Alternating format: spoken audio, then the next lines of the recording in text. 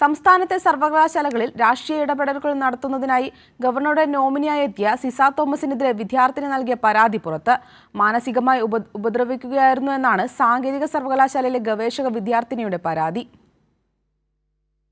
2021-22 കാലഘട്ടത്തിലാണ് പരാതിക്കാസ്പദമായ സംഭവം നടക്കുന്നത്. ഗവേഷണ നേട്ടം അക്കാദമിക നേട്ടങ്ങൾക്ക് വേണ്ടി ഉപയോഗിക്കാൻ അനുവദിക്കാതിരിക്കുകയും മറ്റു ജോലികൾ ചെയ്യാൻ നിർബന്ധിക്കുകയും ചെയ്ത് സിസ തോമസ് മാനസികമായി ഉപദ്രവിക്കുകയായിരുന്നെന്നാണ് ഗവേഷകയുടെ പരാതി.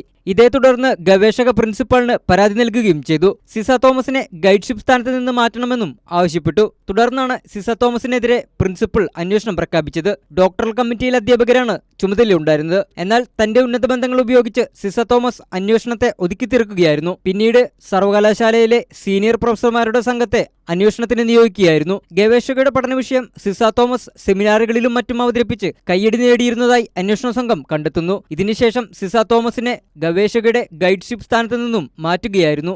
കൈരളി ന്യൂസ്, തിരുവനന്തപുരം.